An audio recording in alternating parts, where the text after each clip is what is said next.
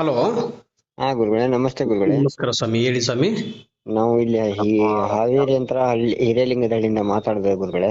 Okay ಸ್ವಾಮಿ, ಹೇಳಿ. ನಿಮ್ಗೆ ನಾನು ಕಾಲ್ ಮಾಡಿದ್ದೆ ಗುರುಗಳೇ, ಹಿಂಗೆ ಈ ತರ ಪೂಜೆ ಮಾಡ್ರಿ ಅಂತ ಹೇಳಿದ್ರಿ ಗುರುಗಳೇ. ಓಕೆ ಸ್ವಾಮಿ. ಮಾಡಿದ್ದಕ್ಕೆ ಇವಾಗ 4ನೇ ವಾರದಲ್ಲಿ ನಮ್ಮ ಒಂದು ಫಸ್ಟ್ 3 ಲಕ್ಷ ರೂಪಾಯಿ ಕೇಳಿದ್ರು ಗುರುಗಳೇ. ಫಸ್ಟ್ 3 ಲಕ್ಷ ಕೇಳಿದ್ರು. ಓಕೆ. 3 ಲಕ್ಷ ರೂಪಾಯಿ ಕೇಳಿದ್ರು ಗುರುಗಳೇ. ನಾನು 50,000 ರೂಪಾಯಿ ನಿಂತ್ಕೊಂಡಿದ್ದೆ ಗುರುಗಳೇ. ಅಂದ್ರೆ ಡಿವೋರ್ಸ್ ವಿಷಯದಿಂದ ಗುರುಗಳೇ ಇದು. Okay okay. 3 ಲಕ್ಷ ರೂಪಾಯಿ ಬಂದಿದ್ರು. ರಿಟರ್ನ್ ತಿರ್ಗಾ ಇಲ್ಲ 1 ಲಕ್ಷ ರೂಪಾಯಿ ಬೇಕು ಕೊಡಿ, ನಿನ್ ಮಗನ್ ನೀನ್ ಕೊಡ್ತೀನಿ ಅಂದ್ರು ಗುರುಗಳೇ. ಓಕೆ ಸ್ವಾಮಿ. ಮತ್ತೆ ತಿರ್ಗಾ ಇಲ್ಲ 3 ಲಕ್ಷ ರೂಪಾಯಿ ಕೊಟ್ರೇನೆ ನನ್ ಮಗನ್ ಕೊಡೋದು, ಇಲ್ಲ ಅಂದ್ರೆ ಕೊಡಂಗಿಲ್ಲ ಅಂತ ನಿಂತ್ಕೊಂಡ್ರು ಗುರುಗಳೇ. ಓಕೆ. ನೀವ್ ಹೇಳಿದ್ರಿ ಹಾಗಾದ್ರೆ 7 ವಾರ ಈ ತರ ಪೂಜೆ ಮಾಡಪ್ಪ. ಎಷ್ಟು 9 ವಾರ ಹೇಳಿದ್ನ 7 ವಾರ ಹೇಳಿದ್ನ? 7 ವಾರ ಹೇಳಿದ್ರಿ ಗುರುಗಳೇ. 9 ವಾರ ಹೇಳಿದಿನಲ್ವಾ ನಾನು? ಇಲ್ಲ ಗುರುಗಳೇ, ನಾನು 7 ವಾರ ಹೇಳಿದ್ರಿ. 7 ವಾರನಾ? ಹಾ, 7 ವಾರ ಹೇಳಿದ್ರಿ ಗುರುಗಳೇ. ಇಲ್ಲ ಇಲ್ಲ, ನಾನು 9 ವಾರ ಮಾಡಿ ಅಂತ ಹೇಳಿದ್ದೆ. 7 ವಾರ ಹೇಳಕ್ ಚಾನ್ಸ್ ಇಲ್ಲಲ್ಲ ಸ್ವಾಮಿ. ನಾನು ಹಂಗಾರೆ ನಾನೇನಾರ ಮಿಸ್ಟೇಕ್ ಮಾಡ್ಕೊಂಡಿರ್ಬೇಕು ಗುರುಗಳೇ. ಯಾಕಂದ್ರೆ ನಾನು ಪ್ರತಿಯೊಬ್ಬರಿಗೆ ಹೇಳಿರೋದು 9 ಗುರುವಾರ ರಾಯರಿಗೆ ತುಪ್ಪದ ದೀಪ ಹಚ್ಚಿ ಅಂತ ನಾನು ಹೇಳಿರೋದು ಸ್ವಾಮಿ. ಹೌದು, ತುಪ್ಪದ ದೀಪನ ಹಚ್ತಾ ಇದ್ದೀನಿ ಗುರುಗಳೇ. ಓಕೆ, 9 ವಾರ ಮಾಡಿ ಅಂತ ಹೇಳಿದೆ. ಸರಿ ಗುರುಗಳೇ. ಅಂದ್ರೆ ನಾನ್ ಕೇಳಿಸ್ಕೊಳೋದ್ರಾಗ ಏನಾರ ಮಿಸ್ಟೇಕ್ ಮಾಡ್ಕೊಂಡಿರ್ಬೇಕು ಗುರುಗಳೇ. Okay okay. 9 ವಾರನೇ ಮಾಡ್ತೀನಿ. ಇವಾಗ 4 ವಾರ ಮಾಡಿದೀನಿ ಗುರುಗಳೇ. ಓಕೆ. ನಾನು ಮೊನ್ನೆ 5ನೇ ವಾರ ಮಾಡ್ಬೇಕಂದ್ರೆ ನಾನು ಮಂತ್ರಾಲಯಕ್ಕೆ ಹೋಗಿ ಬಂದೆ. ಓಕೆ.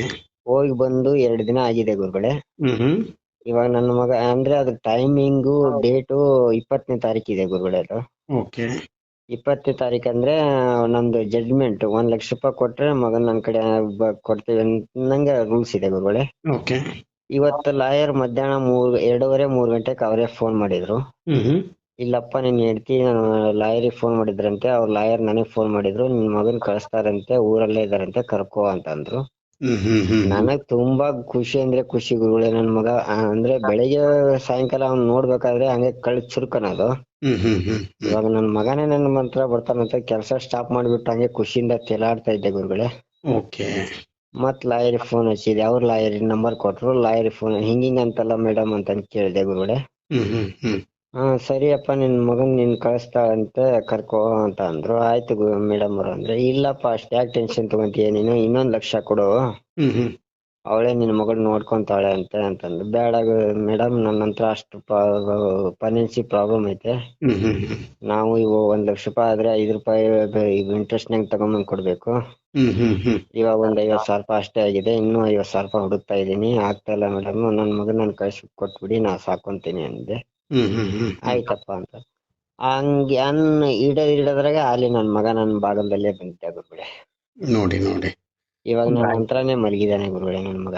ಖಂಡಿತ ಸ್ವಾಮಿ, ಶುಭವಾಗಲಿ. ರಾಯರಿದ್ದಾರೆ ಅಂತ ಒಂದ್ ಹೆಜ್ಜೆ ಮುಂದೆ ಹಾಕಿದ್ರೆ ಸಾಕು, ನಾವ್ ಅಂದುಕೊಂಡಿದ್ದೆಲ್ಲ ನಮ್ಮಗ ಗುರು ರಾಘವೇಂದ್ರ ಸ್ವಾಮಿ ಅವರು ಈಡೇರಿಸ್ತಾರೆ. ರಾಯರ ಮೇಲೆ ನಂಬಿಕೆ, ತಾಳ್ಮೆ ಇವೆರಡು ನಿಮ್ಮಲ್ಲಿ ಇತ್ತು ಅಂದ್ರೆ ಗುರು ರಾಘವೇಂದ್ರ ಸ್ವಾಮಿ ಅವರು ಎಲ್ಲಿದ್ರು, ಯಾವ ಮೂಲೆಯಲ್ಲಿ ಇದ್ರು ರಾಯರ ಆಶೀರ್ವಾದ ಸಿಗುತ್ತೆ. ರಾಯರ ಮೇಲೆ ನಂಬಿಕೆ ಇರಬೇಕು. ರಾಯರನ್ನ ನಂಬಿ ಕೆಟ್ಟವರು ಯಾರು ಇಲ್ಲ. ಅದಕ್ಕೆ ಸುಮಾರು ಜನ, ನನಗೆ ಎಷ್ಟೋ ಜನಗಳು ತಾಯಿಂದರು ನನಗೆ ಇವತ್ತು 9 ಗುರುವಾರ ಮಾಡಿ 9 ಗುರುವಾರ ರಾಯರಿಗೆ ಪೂಜೆ ಯಾವ ರೀತಿಯಾಗಿ ಮಾಡುವುದನ್ನು ನಾನು ತಿಳಿಸಿಕೊಟ್ಟಿದ್ದಕ್ಕೆ ಇವತ್ತಿಗೆ ನಿಮಗೆ ಪ್ರತಿಫಲ ಸಿಕ್ಕಿದೆ. ಅಂದ್ರೆ ಗುರು ರಾಘವೇಂದ್ರ ಸ್ವಾಮಿಯವರ ಮೇಲೆ ನಂಬಿಕೆ ಇರಲಿ. ಹೌದು ಗುರುಗಳೇ. ಇವಾಗ ನೀವು 4ನೇ ವಾರ ಕಂಪ್ಲೀಟ್ ಆಗಿ ನಿಮ್ಮ ಮಗ ಬರ್ತಾನೆ, 9 ಗುರುವಾರ ಮುಗಿದ್ರ ಒಳಗಡೆ ನಿಮ್ಮ ಮಗ ನಿಮ್ಮ ಹತ್ರ ಬರುತ್ತಾನೆ ಅಂತ ನಾನು ನಿಮ್ಮ ಹತ್ರ ಮಾತು ಕೊಟ್ಟಿದ್ದೆ. ಹೌದು ಗುರುಗಳೇ. ಅದೇ ಇವಾಗ 4 ವಾರ ಪೂಜೆ ಮಾಡೋದ್ರಲ್ಲಿ ನಿಮ್ಮ ಮಗ ನಿಮ್ಮಲ್ಲಿ ಸೇರಿಕೊಂಡಿದ್ದಾನೆ. ಹೌದು, ಖಂಡಿತ ತುಂಬಾ ಖುಷಿ ಆಯ್ತು ಸ್ವಾಮಿ. ತಮ್ಮದು ಯಾವ್ದು ಅಂತ ಗೊತ್ತಾಗ್ಲಿಲ್ಲ ನನಗೆ. ನಮ್ದು ಹಾವೇರಿ ಅಂತ ಹಿರೇಲಿಂಗದಹಳ್ಳಿ ಗುರುಗಳೇ. ಹಾವೇರಿ ಅಂತೇಳಿ? ಹಿರೇಲಿಂಗದಹಳ್ಳಿ. ಓಕೆ, ಹಿರೇಲಿಂಗದಲ್ಲಿ. ಓಕೆ ಸ್ವಾಮಿ, ಖಂಡಿತ ನೋಡಿ, ಒಂದು ನಿಜವಾಗ್ಲೂ ಹೇಳ್ತಾ ಇದ್ದೀನಿ ಸ್ವಾಮಿ, ನಿಮ್ಗೆ ಆ ಅದೃಷ್ಟ ಅಂದ್ರೆ ಮಗನ ಪಡ್ಕೊಂಡು ಅದೃಷ್ಟ, ಎಷ್ಟು ಕಷ್ಟದಲ್ಲಿದ್ರಿ ಅಂತ ಸಮಯದಲ್ಲಿ ಗುರು ರಾಘವೇಂದ್ರ ಸ್ವಾಮಿಯವರು 4ನೇ ವಾರಕ್ಕೆ ನಿಮ್ಮ ಮಗನ ನಿಮ್ಮ ಹತ್ರ ಸೇರಿಸಿದ್ದಾರಂದ್ರೆ ಅದು ರಾಯರ ಪವಾಡ. ಅದು ಹೌದು ಖಂಡಿತ. ಇವಾಗ ರಾಯರು ನಿಮ್ಮ ಆಶೀರ್ವಾದ ಮಾಡಿದಕ್ಕೆ ನಿಮ್ಮ ಮಗ ನಿಮ್ಮ ಪಕ್ಕದಲ್ಲಿ ಮಲಗಿದಾನಲ್ವಾ? ಮಲಗಿದಾನೆ ಗುರುಗಳೇ. ತುಂಬಾನೇ ಖುಷಿ ಆಯ್ತು, ಸಂತೋಷ. ಇದೇ ರೀತಿಯಾಗಿ ರಾಯರಿಗೆ ಪೂಜೆ ಮಾಡ್ತಾ ಇರಿ. ಇನ್ನೂ ನಿಮ್ಗೆ ಆ ಮಗನಿಂದ ನಿಮ್ಗೆ ತುಂಬಾ ಅದೃಷ್ಟವಂತರು ಆಗ್ತೀರಾ ನೀವು. ರಾಯರೇ ಕಳಿಸ್ಕೊಟ್ಟಿದ್ದಾರೆ ನಿಮ್ಮ ಮಗನ್ನ. ಖಂಡಿತ ಇನ್ನೂ ನಿಮ್ಗೆ ಪ್ರತಿಫಲ ಸಿಗುತ್ತೆ. ರಾಯರ ಮೇಲೆ ನಂಬಿ, ರಾಯರನ್ನ ನಂಬಿ ಕೆಟ್ಟವರು ಯಾರು ಇಲ್ಲ. ಖಂಡಿತ ಒಳ್ಳೇದಾಗತ್ತೆ. ಇನ್ನು ನನಗೆಲ್ಲ ರಾಯರು ಕೊಟ್ಟಿದ್ದಾರೆ ಅಂತ ಪೂಜೆ ಮಾಡೋದು ಮಾತ್ರ ಬಿಡಬೇಡಿ. ಇಲ್ಲ ಗುರುಗಳೇ, ಇಲ್ಲ ಗುರುಗಳೇ, ಇನ್ನೂ ಜಾಸ್ತಿ ಮಾಡ್ತೀನಿ ಗುರುಗಳೇ. ಇವಾಗ ನಾನು ಅವ್ರು ಇವಾಗ ಅವನ ಕಡೆಯಿಂದಾನೇ ದೀಪ ಹಚ್ಚಿಸ್ಬಿಟ್ಟು ಬೆಳಗ್ಬಿಟ್ಟು ಹಾ ಹಾ ಹಾ ನಾನ್ ಸಂಕಲ್ಪ ಮಾಡ್ಕೊಂಡೆ ಗುರುಗಳೇ, ಇನ್ನೊಂದು 15 days ಅಲ್ಲಿ ಒಟ್ಟು ಅವ್ನ್ ಕರ್ಕೊಂಡ್ ಬರ್ತೀನಿ ಅಂತಂದ್ರೆ ರಾಯರಿಗೆ ಇದು ಮಾಡ್ಕೊಂಡಿದ್ದೀನಿ ಗುರುಗಳೇ. ಖಂಡಿತ ಖಂಡಿತ. ಈಗ 15 ದಿನದಲ್ಲಿ ನೀವು ಮತ್ತೆ ಮಂತ್ರಾಲಯಕ್ಕೆ ನಿಮ್ಮ ಮಗನ ಜೊತೆ ಹೋಗ್ತಾ ಇದ್ದೀರಂದ್ರೆ ಖಂಡಿತ ನಿಮಗೆ ಪ್ರತಿಫಲ ಸಿಗುತ್ತೆ ಸ್ವಾಮಿ. ಇನ್ನು ಆ ಮಗನಿಂದ ನೀವು ಇನ್ನು ಎಷ್ಟು ಕಾಣಬಾರ್ದು ಎಲ್ಲ ಕಾಣ್ತಾ ಇದ್ದೀರಾ. ಅದೃಷ್ಟವಂತರು ಅಂದ್ರೆ ರಾಯರು ಕಳಿಸ್ಕೊಟ್ಟಿದ್ದಾರಂದ್ರೆ ಇನ್ನು ನಿಮ್ಗೆ ಖಂಡಿತ ಒಳ್ಳೇದಾಗುತ್ತೆ. ರಾಯರ್ನ ಅದೇ ತರದಲ್ಲಿ ಇವಾಗ ಯಾವ ರೀತಿಯಾಗಿ ಪೂಜೆ ಮಾಡ್ತಾ ಇದ್ರೆ ಅದೇ ತರದಲ್ಲಿ ಪೂಜೆ ಮಾಡ್ತಾ ಹೋಗಿ. ನಿಮ್ಮ ಮಗನಿಂದ ನಿಮ್ಮ ಭವಿಷ್ಯ ತುಂಬಾ ದೊಡ್ಡದಾಗಿದೆ.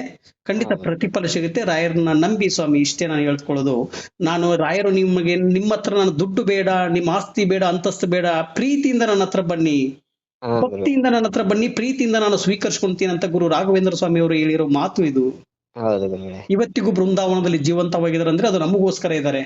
ದೇವ್ರ ಹತ್ರ ಜಪ ಮಾಡುತ್ತಾ ಕುಳಿತಿದ್ದಾರೆ ಅಂದ್ರೆ ನಮಗೋಸ್ಕರ ಕೂತ್ಕೊಂಡಿದ್ದಾರೆ. ಖಂಡಿತ ಸ್ವಾಮಿ, ನಿಮ್ಮಲ್ಲಿ ನಿಮ್ಮ 2 ಮಾತು ಧ್ವನಿ ಮುಖಾಂತರದಲ್ಲಿ ಕೇಳೋದಕ್ಕೆ ನನಗೆ ತುಂಬಾನೇ ಖುಷಿ ಆಯ್ತು.